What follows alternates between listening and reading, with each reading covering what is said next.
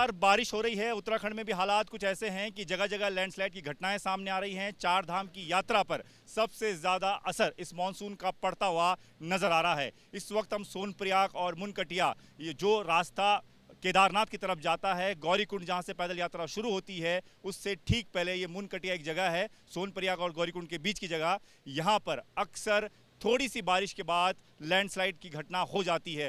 रात भर बारिश हुई और बारिश के बाद आप ये स्थिति देखिए ऊपर कि बड़ी बड़ी चट्टानें जो है वो टूटकर नीचे सड़क पर आ गिरती हैं और उसके बाद जो केदारनाथ जाने का जो रास्ता है, जो मुख्य मार्ग है, वो पूरी तरह से बंद हो जाता है।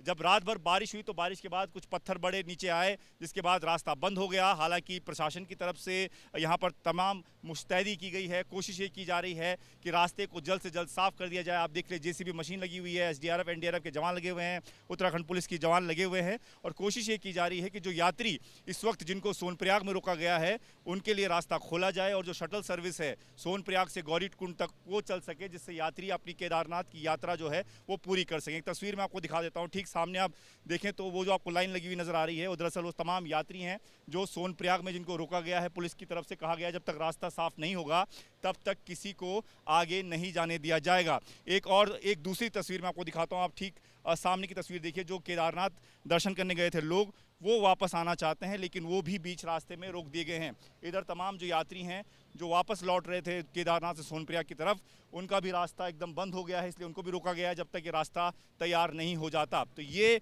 जो जगह है मुनकटिया, ये सबसे खतरनाक स्पॉट इस जगह का माना जाता है। पिछले साल जो आपदा इस केदारनाथ वैली में आई थी उसके बाद से ये पूरा का पूरा इलाका काफ़ी ज़्यादा डेंजरस हो गया है।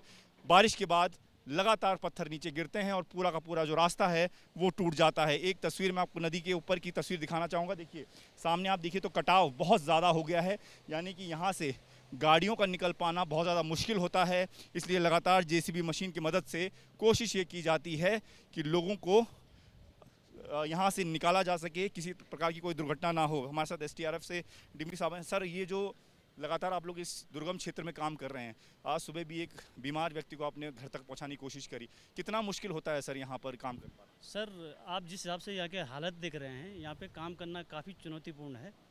और यह है कि साथ में पुलिस प्रशासन हो गया, हम लोग हो गए, या आपके जो प्रशासन से सेक्टर मजिस्ट्रेट हो गए, आपसी समन्वय स्थापित करके धीरे धीरे इसी प्रकार से लोगों को निकालते हैं ताकि उनका जोखिम भी कम बना रहे। और कोई बीमार होता है या कोई होता है उसको अगर इमरजेंसी मूव कराना पड़े तो हमें वो चीज़ भी देखनी पड़ती है। उस हिसाब से परिस्थिति के हिसाब से उनको यहाँ से निकालने की कोशिश करते रहते हैं। कितना खतरनाक हो चुका सर ये स्पॉट, अगर मैं बोलूँ, क्योंकि ये तो दिख रहा है कभी भी पत्थर नीचे गिर सकता है। सर, ये स्पॉट ऐसा है सर, इसका कुछ पता नहीं चलता है। बरसात में कभी अचानक गिर जाता है। तो जब यह है कि बरसात के सीज़न में इसके बाधित होने के सबसे ज़्यादा चांस रहते हैं। और यह स्पॉट लगातार 2 दिन से लगातार बाधित हो रहा है और समय समय पे ये जैसी बाधित होता है उसके पश्चात प्रशासन द्वारा जेसीबी के माध्यम से इसको खोलने का कार्य भी तत्काल किया जाता है। उसके बाद इसको तत्काल खोल के हमारे द्वारा यात्रियों को पार करा के यात्रा को सुचारू कर दिया जाता है। तो ये देखिए धीरे धीरे अब कुछ कुछ लोगों को निकाला जा रहा है। हमारे साथ राकेंद्र कठेर जी हैं, थाना प्रभारी सोनप्रयाग। सर, आपके लिए तो बहुत मुश्किल वक्त है क्योंकि तमाम यात्री जो है वो केदारनाथ दर्शन के लिए जल्द से जल्द जाना चाहते हैं, जो ऊपर फंसे उनको निकालना है। अब ऐसे में रास्ता टूट जाना, रास्ता ख़राब होना, इतने डेंजरस स्पॉट पर आप मौजूद हैं, कितना मुश्किल है सर लोगों को मनाना? एक्चुअली हम लोगों को पूरा प्रयास रहता है कि जो यात्री हैं इनका आवागमन सुचारू रूप से बना रहे और हमें प्रयास करते हैं जो ऊपर पैदल यात्री जो आने वाले हैं उनकी निकासी सर्वप्रथम हमारा रहता है।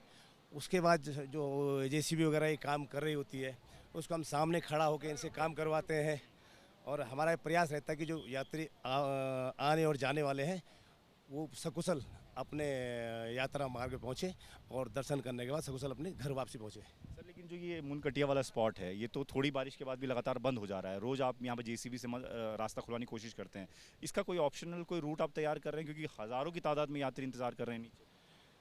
इसका एक अल्टरनेट रूट है।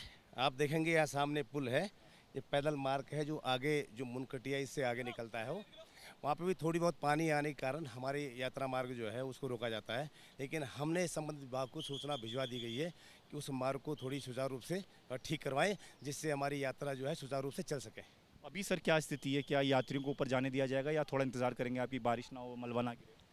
नहीं, अब तो ये मार्ग खुलवाया जा चुका है जैसे आप लोग देख रहे हैं और हमारा जो कर्तव्य जो हम पुलिस हैं जो हमारे एसडीआरएफ वगैरह हैं जो मॉर्निंग में आ जाते हैं और हम लोग देखते हैं कि क्या इनका आवागमन सुचारू रूप से बना रहे हैं या ना चलाएं, तो हम लोग इनको आवागमन को बंद कर देते हैं। इनको लगातार अनाउंसमेंट करके हम सूचना करवाते हैं कि जैसे ही यात्रा मार्ग खुलवाया जाएगा उस हिसाब से आपको फिर यात्रा चलवाई जाएगी आपकी। धन्यवाद सर बातचीत के लिए। तो ये देखिए कि पैदल यात्रियों को अब धीरे धीरे निकाला जा रहा है, जो यहाँ ऊपर केदारनाथ से आए थे दर्शन करके और वहाँ पर रुके हुए थे, उनको सोनप्रयाग की तरफ भेजा जा रहा है। और इसके बाद अगर मलबा नहीं गिरता है तो फिर सोनप्रयाग में जो लोग फंसे हुए हैं उनको धीरे धीरे ऊपर केदारनाथ की तरफ भेजा जाएगा। तो ये बहुत खतरनाक स्थिति अक्सर हो जाती है बारिश के बाद पहाड़ों में, और ख़ास तौर पर अगर केदारनाथ वैली की बात करें तो यहाँ पर लगातार लैंडस्लाइड की घटनाएं हो रही हैं। लगातार कई सारी घटनाएं सामने आती हैं, जब मलबा गाड़ी के ऊपर गिर जाता है, किसी के ऊपर गिर जाता है, वो घटनाएं भी लगातार